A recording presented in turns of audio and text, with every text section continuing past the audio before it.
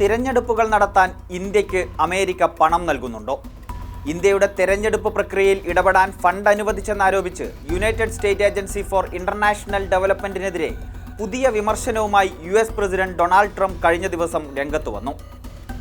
Conservative political action കോൺഫറൻസിൽ സംസാരിക്കുമ്പോഴായിരുന്നു ട്രംപിന്റെ പരാമർശം. വോട്ടർമാരുടെ എണ്ണം വർദ്ധിപ്പിക്കുന്നതിനായി ഇന്ത്യക്ക് നൽകിയ $21 മില്യൺ ഗ്രാന്റ് റദ്ദാക്കിയതായി ഇലോൺ മസ്കിന്റെ നേതൃത്വത്തിലുള്ള US department of government efficiency കഴിഞ്ഞ ദിവസം അവകാശപ്പെട്ടിരുന്നു. അങ്ങനെ ഇന്ത്യക്ക് തിരഞ്ഞെടുപ്പിനായി അമേരിക്ക ഫണ്ട് നൽകാറുണ്ടോ? കഴിഞ്ഞ ലോക്സഭാ തെരഞ്ഞെടുപ്പ് കാലത്ത് കോൺഗ്രസിനെതിരെ ഉയർന്ന വിദേശ ഫണ്ടിംഗ് സ്വീകരിച്ചെന്ന ആരോപണവും ഇതും തമ്മിൽ എന്തെങ്കിലും ബന്ധമുണ്ടോ? വിശദമായി പരിശോധിക്കാം.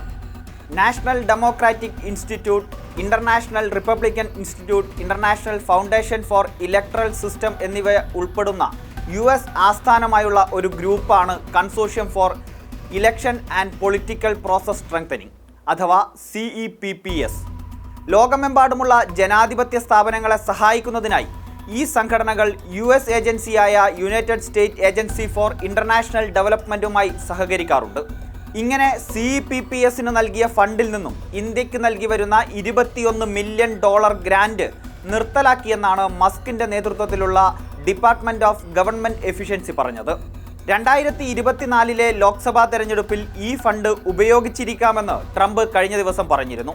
ഇന്ത്യയിലെ വോട്ടർമാരുടെ എണ്ണം കൂട്ടാൻ എന്തിനാണ് $21 മില്യൺ ചെലവഴിക്കേണ്ടതെന്നും ട്രംപ് ചോദിച്ചു. ബൈഡൻ ഭരണകൂടം മറ്റാരെയെങ്കിലും തെരഞ്ഞെടുക്കാൻ ശ്രമിച്ചതാകാമെന്ന് താൻ കരുതുന്നതായും ട്രംപ് പറഞ്ഞിരുന്നു. ഇന്ത്യക്കെതിരായ വലിയ വിമർശനങ്ങളും ട്രംപ് ഉന്നയിച്ചു.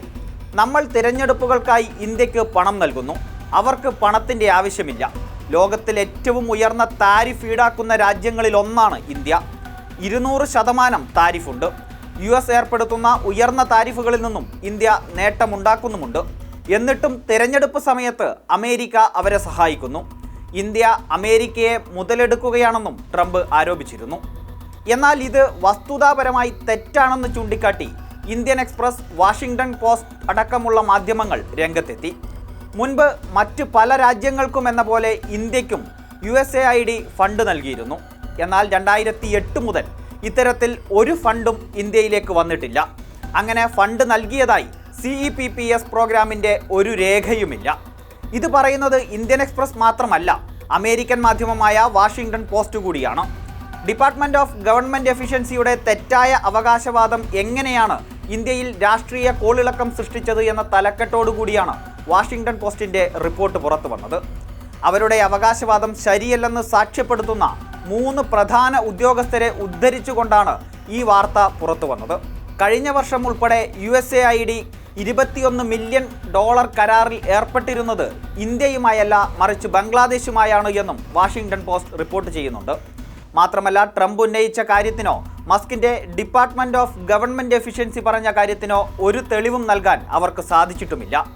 കഴിഞ്ഞ ലോക്സഭാ തെരഞ്ഞെടുപ്പ് കാലത്ത് പ്രതിപക്ഷത്തിനെതിരെ, പ്രധാനമായും രാഹുൽ ഗാന്ധിക്കെതിരെ BJP ഉയർത്തിയ പ്രധാന ആരോപണങ്ങളിലൊന്ന് മോദിയെ തോൽപ്പിക്കാൻ രാഹുൽ ഗാന്ധി വിദേശ സഹായം തേടിയെന്നതായിരുന്നു. ട്രംപിന്റെ പ്രസ്താവന വന്നതോടുകൂടി ഈ ആരോപണം മൂർച്ച വെക്കുകയും ചെയ്തു. എന്നാൽ വാഷിംഗ്ടൺ പോസ്റ്റിന്റെ റിപ്പോർട്ട് വന്നതോടെ കോൺഗ്രസ് പൂർവാധികം ശക്തിയോടെ തിരിച്ചടിക്കുകയാണ്. പ്രധാനമന്ത്രി നരേന്ദ്രമോദി തന്റെ സുഹൃത്തിനോട് സംസാരിക്കണമെന്നും പ്രസിഡന്റ് ട്രംപിന്റെ ആരോപണങ്ങൾ തള്ളണമെന്നും കോൺഗ്രസ് ആവശ്യപ്പെട്ടു. ആരോപണങ്ങളോടുള്ള മോദി സർക്കാരിന്റെ സമീപനത്തെയും കോൺഗ്രസ് വിമർശിച്ചു. ഗൂഢാലോചനാ സിദ്ധാന്തങ്ങൾ ശക്തിപ്പെടുത്തുന്നതിനായി US പ്രസിഡന്റിന്റെ അടിസ്ഥാനരഹിതമായ അവകാശവാദങ്ങൾ BJP ഉപയോഗപ്പെടുത്തുകയാണെന്നും ആരോപിച്ചു. ആരോപണം ചർച്ചയായതോടെ വിദേശകാര്യമന്ത്രി S ജയശങ്കർ പ്രതികരണവുമായി രംഗത്തെത്തി. USAID ഫണ്ടിങ്ങിനെക്കുറിച്ച് ട്രംപ് ഭരണകൂടത്തിലെ അംഗങ്ങൾ ചില വിവരങ്ങൾ പുറത്തുവിട്ടിട്ടുണ്ട്. അത് ആശങ്കാജനകമാണ്. സർക്കാർ വസ്തുതകൾ അന്വേഷിച്ചു വരികയാണെന്നും S ജയശങ്കർ പ്രതികരിച്ചു. ട്രംപ് അധികാരത്തിലേക്ക് തിരിച്ചു വന്നതു മുതൽ വിവാദമായ തീരുമാനങ്ങളും പ്രസ്താവനകളുമായി കളം നിറയുകയാണ്. ട്രംപിന്റെ പരാമർശങ്ങൾ ഇന്ത്യയിൽ എന്തൊക്കെ കോളിളക്കങ്ങൾ സൃഷ്ടിക്കുമെന്ന് വരും ദിവസങ്ങളിൽ കണ്ടറിയാം.